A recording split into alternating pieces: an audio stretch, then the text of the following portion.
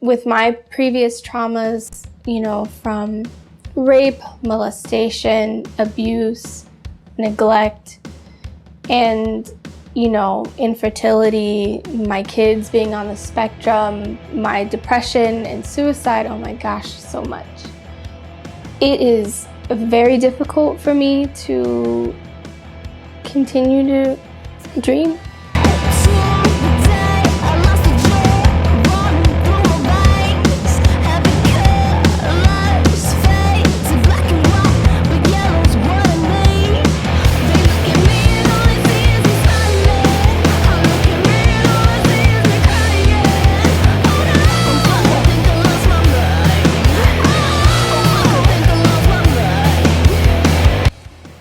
The first time I decided that I was going to try to sing was maybe I was like 13 or 14, listening to No Doubt. It was my favorite band at the time. I don't even know how I got introduced to that band, but I gave it a shot. Like, I'm Just a Girl, one of those songs, and I thought I was doing okay. But around that age is when I thought, I'm gonna try to make it big. I remember I looked up some talent agents. They told me I wasn't good enough. It really wasn't happening for me at a younger age, and I kind of stopped with trying to sing or thinking that I could be in a band or whatever.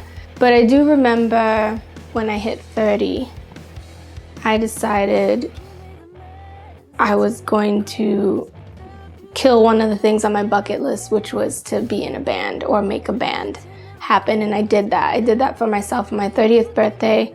I just decided I'm gonna write songs. I have a lot to say. I've been through a lot of shit. And I feel like maybe some of the things I wrote would be relatable.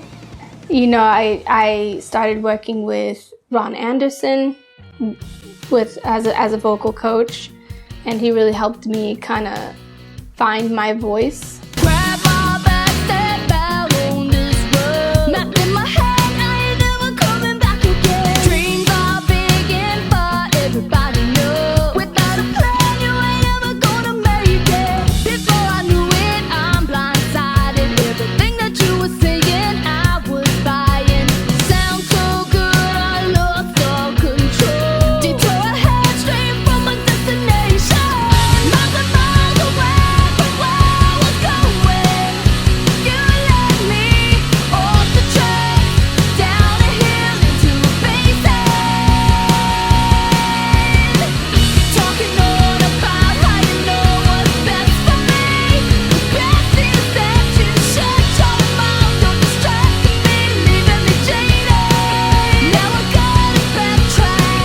My biggest push came from a connection that I had to Lemmy from Motorhead. I was able to work with Lemmy a little bit. He was sort of a mentor. He gave me the opportunity to use his studio space and his producer, Cameron Webb, to, have a shot at making my first small album, my first EP. And Cameron Webb really pushed me a lot to kind of go against my comfort zone, really challenged me to really figure out why I was singing in the first place. It's not just a bunch of words. He really helped me to have a lot of emotion behind, or remember to put that emotion behind what I was singing. I remember one of the first songs that I ever wrote was played for Lemmy, and he actually really liked it. So I was surprised, because at that time I was really new to writing music, and so I was kind of leaning more towards pop music, like pop rock music. It's hard sharing your feelings with people. You never know what kind of response you're gonna get, and you don't, the feedback, it could be harsh, even though it's constructive. My first EP was called A Few Quick Words, The song that stood out the most, or the single from that, was Judge Me Not. I wrote that song because I felt like a lot of people were gonna judge me for what kind of music I'm into. A lot of people see me, I'm African American, and I tell them I sing, and the first thing they think is, oh, R&B. But I don't have that kind of voice.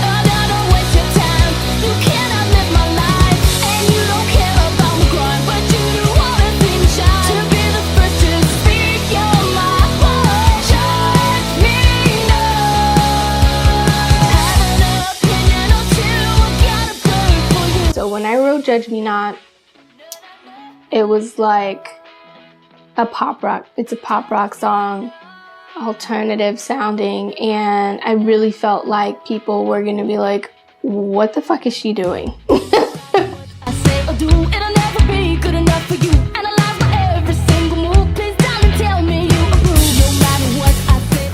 Like, what is this? And so I kind of wrote the song to kind of be like, you know what? Don't judge me. I'm gonna do my thing.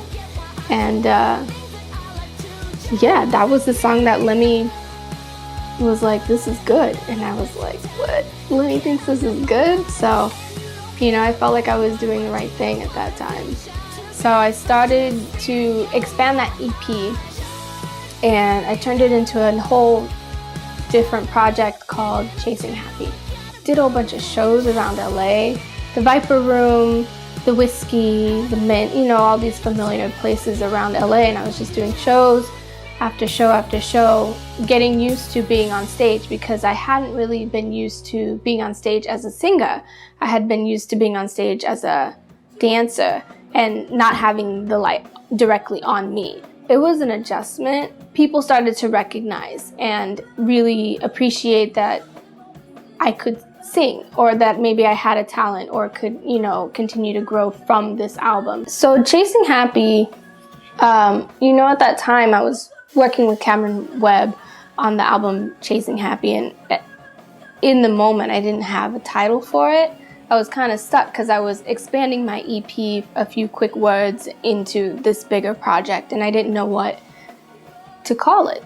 And I do remember the day I went into the studio and I was working on the song called Chasing Happy, and I sang straight through that song in one take, and Cameron was like, you need to call your album Chasing Happy. It was the first song on that album and the first song of my music career that I sang with so much emotion and had so much meaning behind what I was saying and how it came out. And the fact that I was able to do that song in 2 takes, performance-wise, was really like, you know, that was the moment when I was like, yeah, you know what? The album needs to be called Chasing Happy. And I'm obsessed. Oh God, am I obsessed? You're something now that I don't have. I'm really needing you in my path. I'm possessed, I'm going crazy. I see you in every person, place, and thing. I'm envious of those who found you. I'm without you. Miserable. Maybe I should stop pretending I'm okay.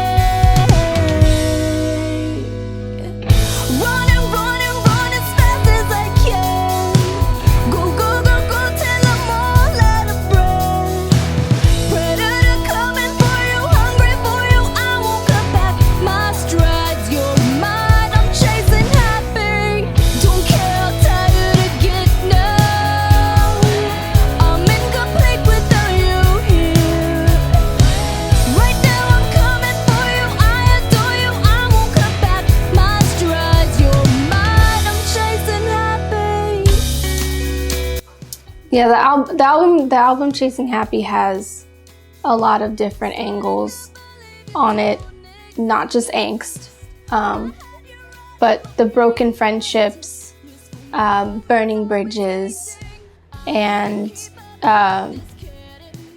feeling like I have to start over in life. You know, I have songs about that. I also have songs about my rape.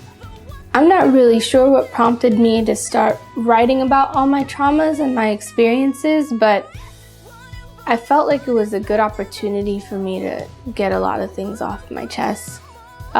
It was scary because, you know, you make yourself completely vulnerable by sharing such intimate and traumatic experiences. But, you know, I wrote a song called Unsacred for that album, and that song was all about rape, how I had been raped at the age of 14.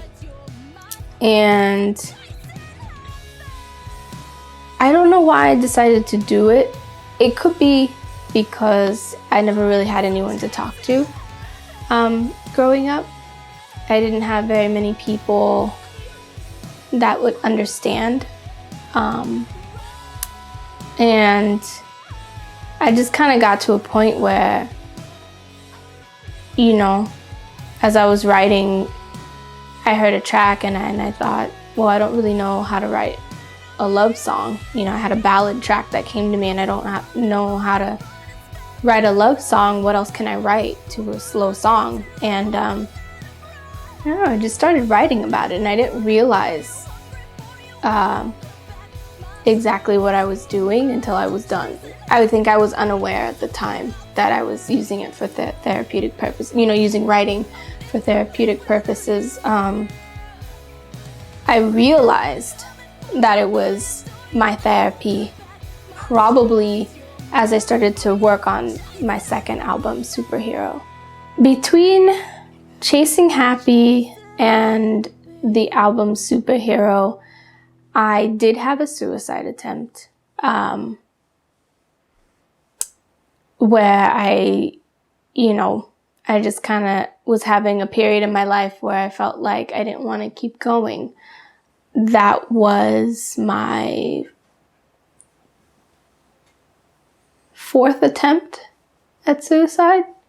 And, I had already done a few songs on the Superhero album, actually. And one of the songs was about suicide prevention, or, a song to myself about, being strong and not taking your life and that kind of stuff. So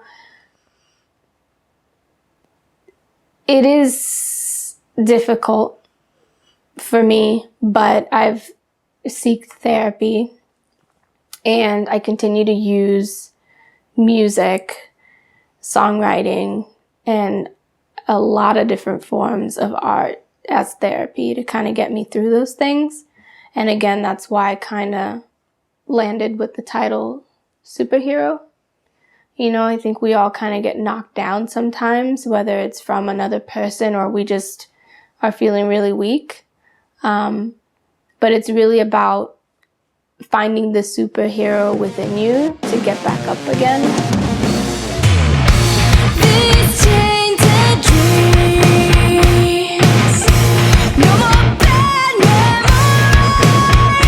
That was a long time ago. Stand up, reach out, push, pain below. Be free, keep going. Don't let the bullshit from your past like what you've got coming. Go and smile and take a stance right now, 'cause it's your moment. Come reap the glory of your days. One life's ahead for you, won't wait, can't stop, now keep on going. So I have kids. Not a lot of people know about my children because I kind of keep their lives separate from mine. But I do have a set of twins. They're part of my trauma. They are, because I'm infertile. So I had to, use medicine to help get them here. And through all of that, they were, they were born almost 4 months early. So they were both 1.5 pounds each at birth. And, through all of those circumstances, they now are both on the spectrum for autism. And I try to use my art and I try to use music to remind me to share the gift of art and music making with my kids.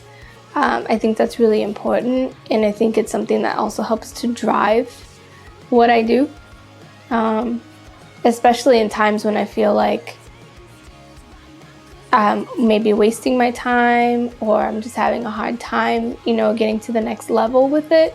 I try to remember my kids, and I try to remember that there's to show them that there's magic in, making these things.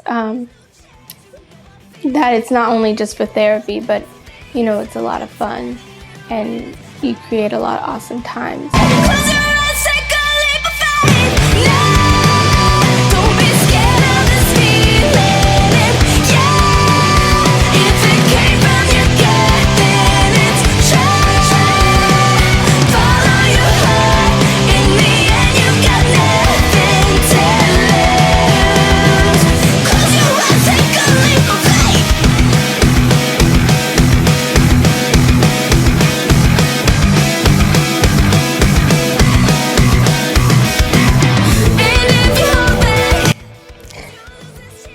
So I finished this record, Superhero. I put it out there. I'm getting a lot of response. I am finding writing music and creating art to be my therapy and a huge coping mechanism. I'm like, let's make another fucking record. And so I started writing,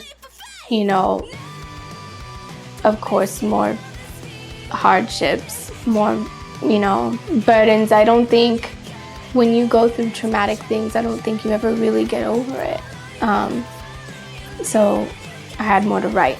I just wrote more, and I was like, I'm gonna just do an EP, 4 songs, and then I'm gonna try to end this like anger and bitterness towards my traumas and the things that I've been through. So I wrote this album. I recorded it August 2018, and October 2018, I was diagnosed with breast cancer.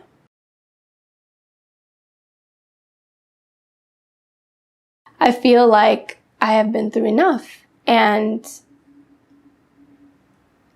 to get the diagnosis with stage 2 breast cancer was like a punch in the face. And I feel like it was even more a punch in the face for me because I had just finished writing this album about how I feel like I keep getting the short end of the stick with everything. I already went through the list of the things that I've been through. And now this, and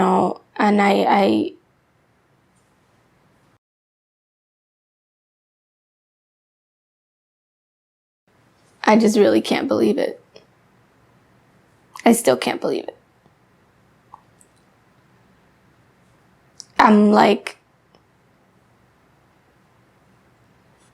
it's like the first time I really don't have words. Like, I don't know. Like, is it a joke? Well, here's your proof. Because I just wrote this album, which hasn't even been released yet, about how I feel like, I'm crying out for a better life. I'm crying out for help. I'm saying how I've been through enough and I really can't take any more. And then I get hit with more.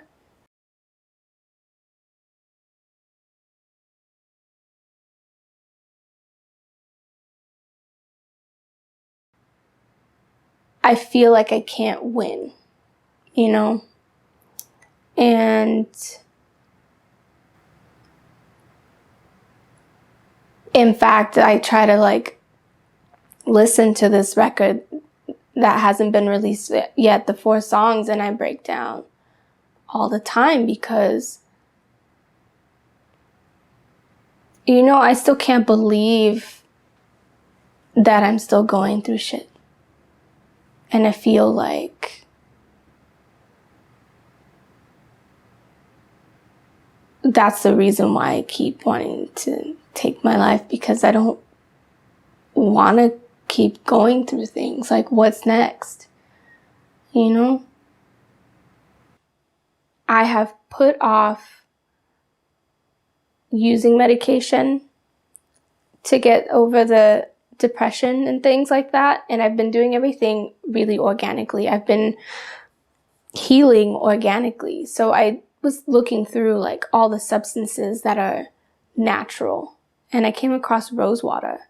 And rose water is like an organic substance that's used in a lot of things for remedy, to smell good. You know, it's a natural thing. So I thought, you know what? I feel like rose water. I feel like I'm an organic, self-healing type of person. So I developed Miss Rosewater from that. On my new record, under my name, Miss Rosewater, I have a song called Short End. And the whole idea of the song is me explaining how I've had enough, and I feel like life has kind of just handed me the short end of the stick. The complete song hasn't been released yet, but I did release an a cappella snippet.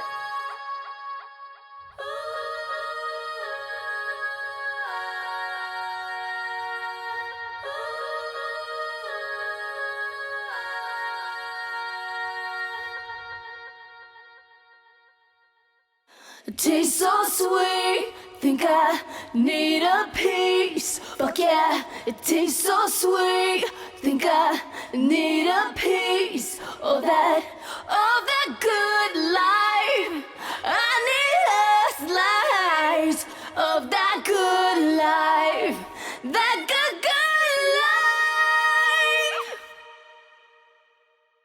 life. I'm fed up with no luck.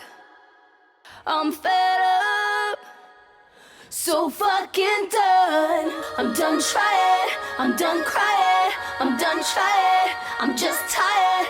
I'm fed up, I cannot win.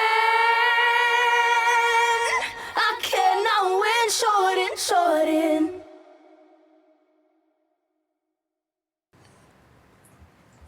Everything I look back on is traumatic. It's,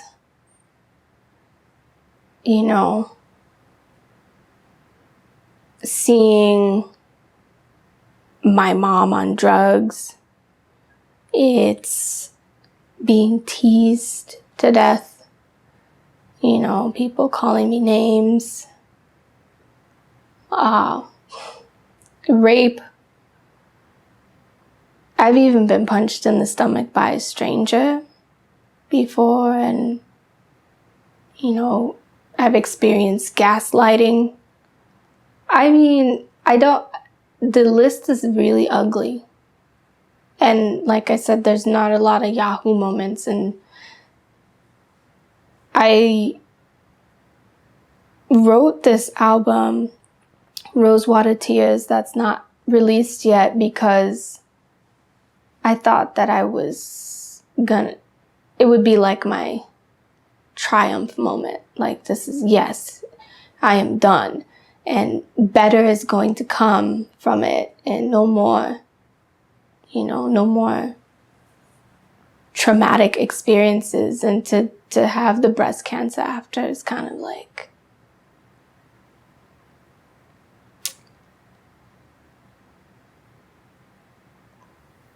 it was really hard to think positive after that. You know, I don't have my breast anymore. And it's like, how do you want to look forward after dealing with so much. You know, it's hard. But I'm still here. That's what everybody tells me. Sometimes I feel like it doesn't matter because I'm literally walking around bracing myself for the next traumatic thing that could happen. I feel like what's it gonna be? I said, Raphael, you know what? Let's redo that song Chasing Happy. From my very first album, I wanted to sing the Rosewater edition of it. That was G. Matthews' Chasing Happy, and now I feel like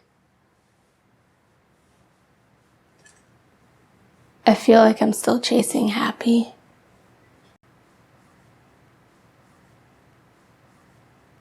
It's a fucked up feeling.